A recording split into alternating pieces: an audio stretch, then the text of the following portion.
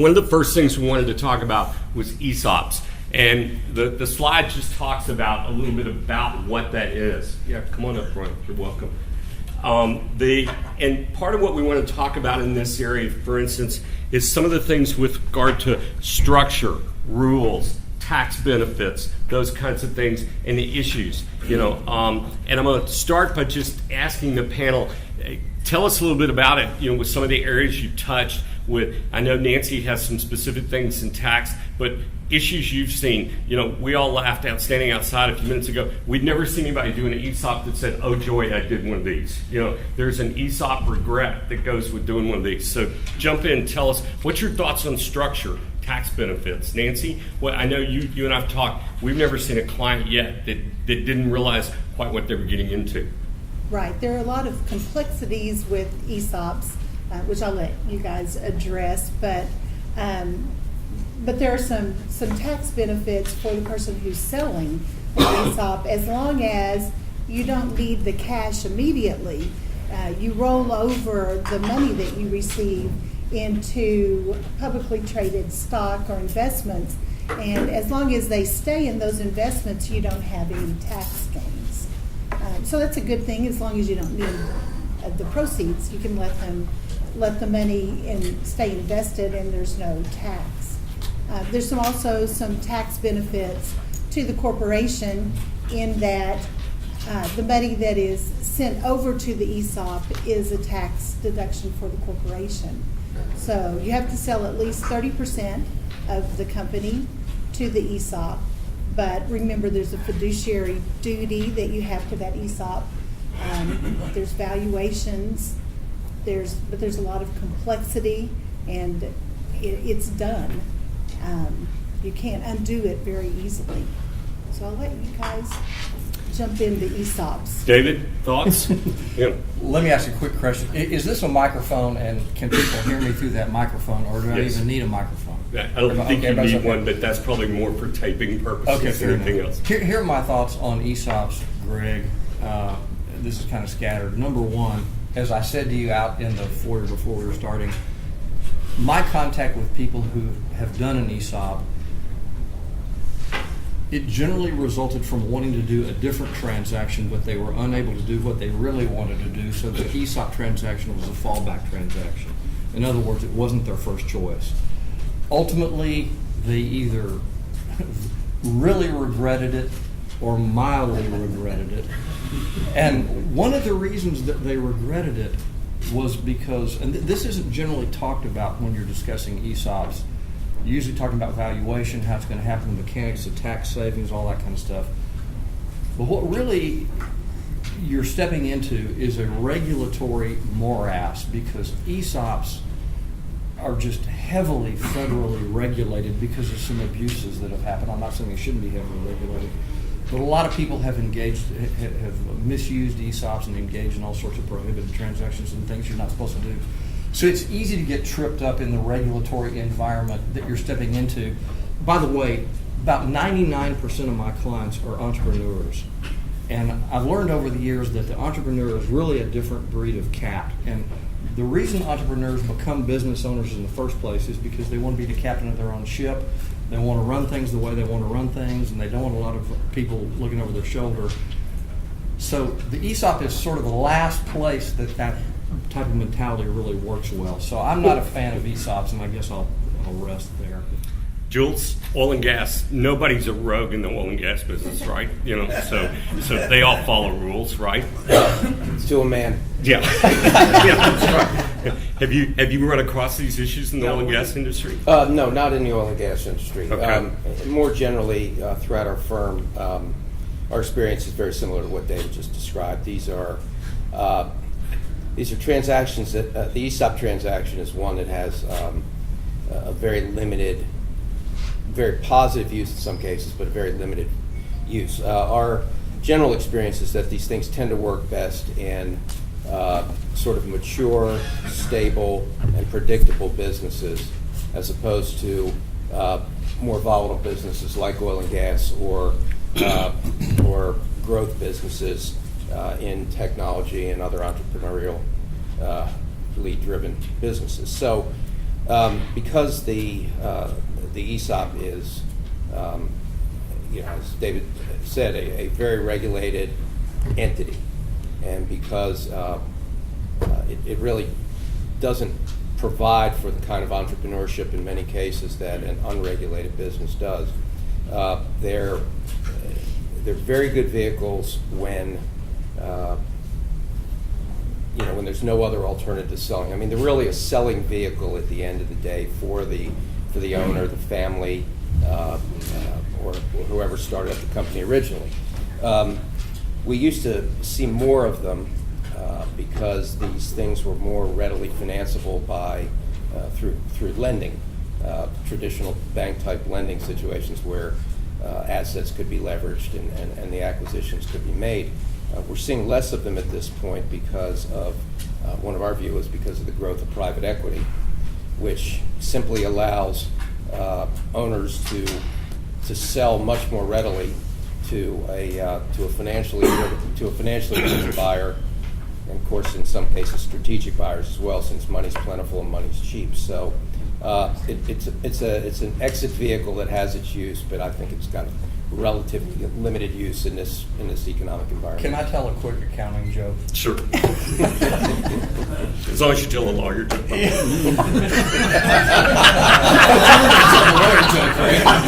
Where do you start? I know. Yeah, that's right. We might never finish today. That's the audience. If we'd start that on Tough Trail. In giving counseling, lawyers and accountants sort of don't look at the world the same way. Let me keep it simple. And one of the and accountants are great, and I love them, and we need them, and some of my best friends are accountants and that kind of stuff. But an accountant, the old saying, when you're a hammer, everything looks like a nail. When you're an accountant, everything looks like a tax problem that needs to be solved.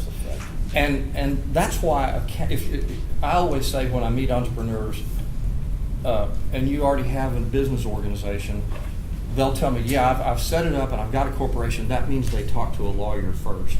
Or they say, I've set it up and I've got an LLC. That means they talk to an accountant first because they're trying to save taxes. So where I'm going with all this is ESOPs are,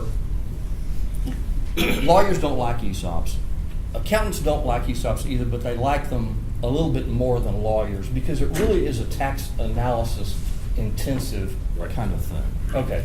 Yeah. That so much with you. And Gordon, talk a little bit about the ongoing issues. I mean, I know that you and I've run across some of these, and I'm going to refer to it as they're almost unwindable, and trying to reverse what's going on. But the problem we see with clients a lot of times is the ongoing issues that they face. That they hear you, but they don't hear you, and they don't know what they don't know, and so there's always these jack-in-the-box surprises. And that's because the regret is so clear when their goals haven't been achieved.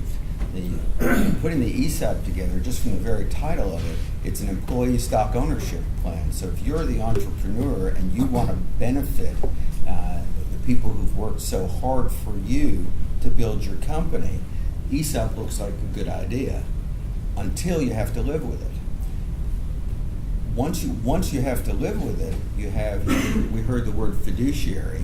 The fiduciary duties of the ESOP itself as a shareholder or a member or an owner of the business.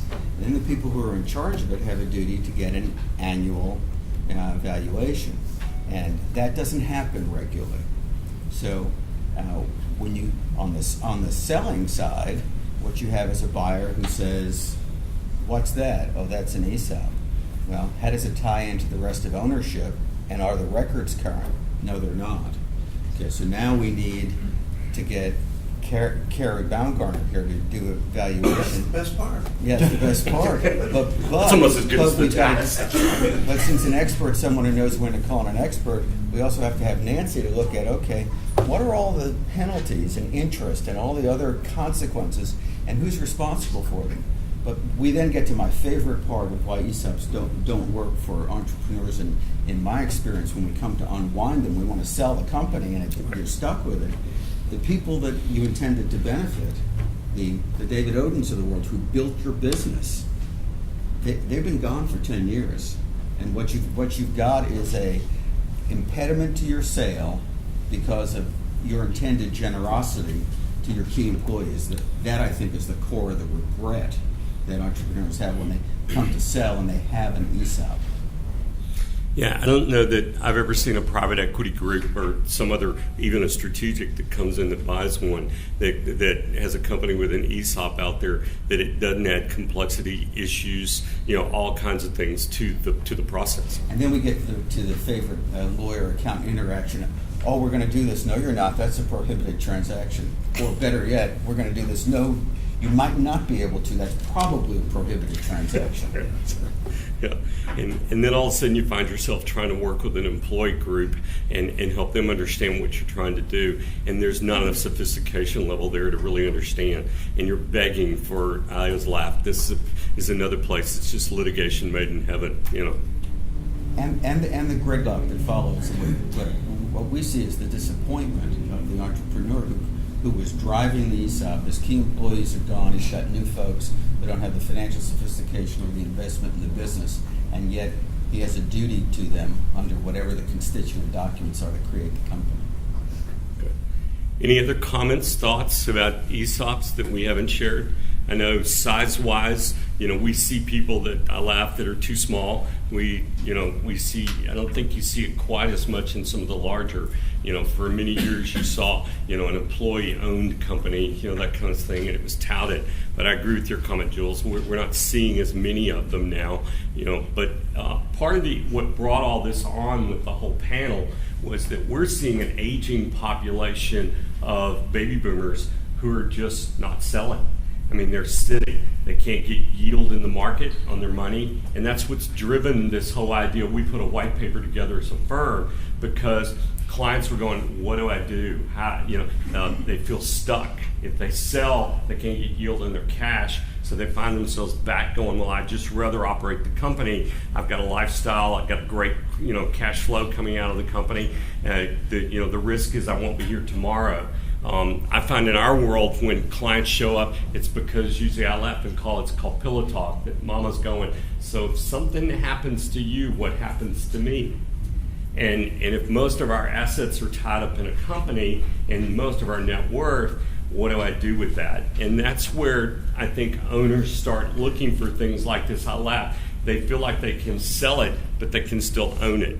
And they can do something. You're going to hear that repetitively throughout this thought process this morning about how do I, I'm going to say do a 99-year lease on the family silver, but I know I'm going to get it back at some point. And I think that's what they're trying to do is align those goals and work. This is an example of one that sometimes it's misguided just because it seems to be easy. It looks like it's, philanthropic, a little bit. I'm helping people doing all that, but then you got to figure out what the long-term consequences are. You also think that there's legacy planning and succession planning going on because your key employees now own an interest through the ESOP without recognizing the difficulties of maintaining the ESOP that you've created. So there are people out there selling ESOPs. We have clients that Sure. come to us with an ESOP because they put this beautiful bow on them. But they are very expensive. They're expensive to maintain. And so there are situations where they work, but it is just very, very rare. So I'd say beware of the ESOP. And they do fall under the ERISA rules. So there's a lot of federal, issues that come into play. It's not just something you can do and treat it as if it was your own piggy bank and do it however you want. To say one good thing about ESOPs, I can imagine a few situations where they really are appropriate. And I have a client that is an employee-owned business. It's got like 200 employees. They all own a little bit of the company.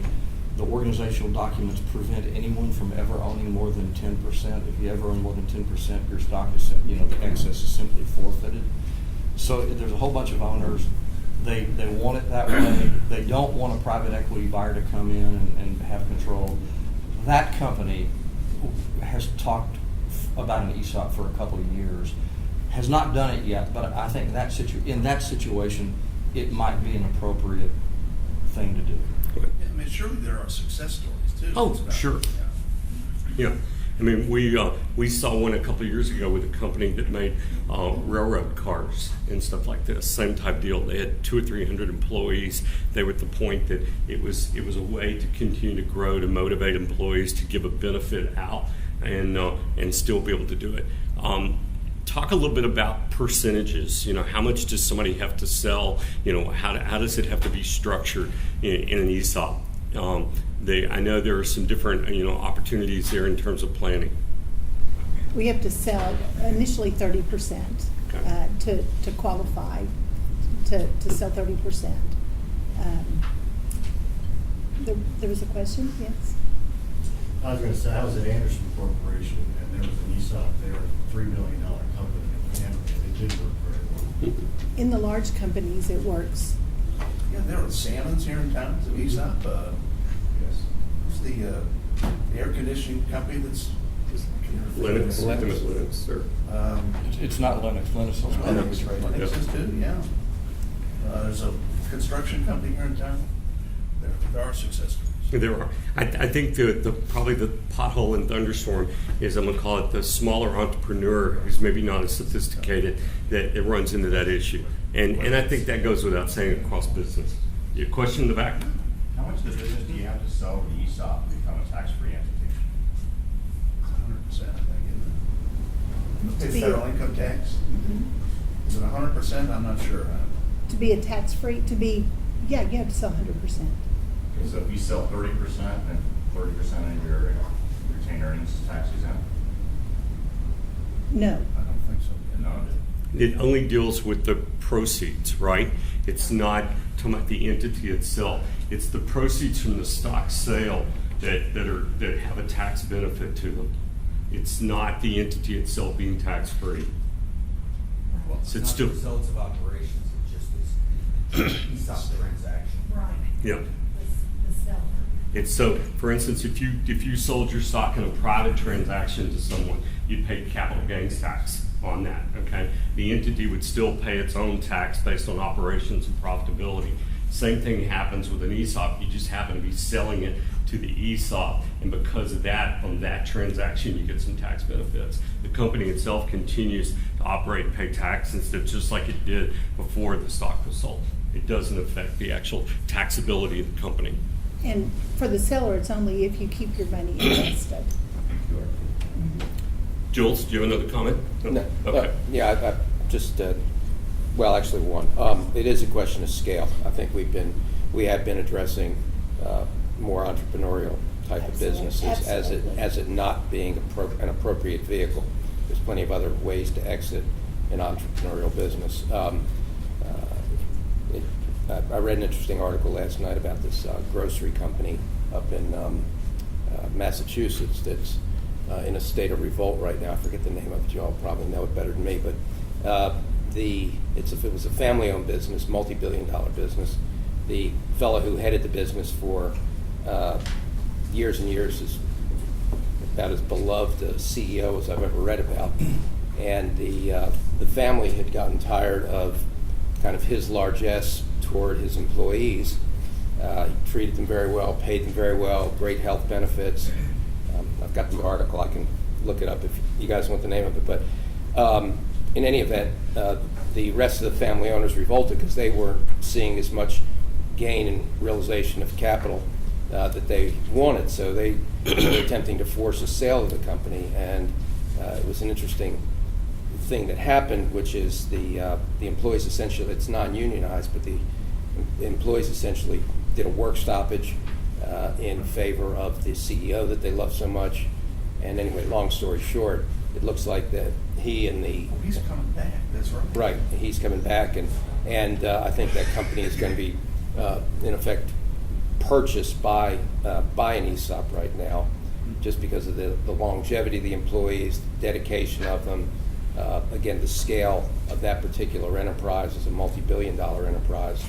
And so, in that particular case, it's a Absolutely. perfect example of a good use, of that vehicle. Super. Berkshire Groceries is an ESOP too. Any other questions? Yes, sir. How did, when Sam Zell did Chicago Tribune, he had an ESOP that was part of the acquisition, or was that ESOP already part of the Tribune Company when Sam Zell bought the Tribune Company? I don't think so. I think that was just created as a financing vehicle for the The purpose acquisition. of that was to get the debt down and treat that ESOP as equity when he bought that company? Probably. I'm not familiar with it other than what you just told me, but I have been involved in a similar situation in the past. And what it was, in my situation, it may have been true for Zell too, it allowed a bunch of the employees to put up some of their own equity to help finance the purchase. And, you know, that So may you have been treat the it as case. equity and actually, Yeah, it is equity. So if you buy a company and it's an $8 billion entity and you get a bunch of employees together and at the end of the day form an ESOP and they constitute 500 million of it, then that's equity going in the deal as we look at it in a true sense.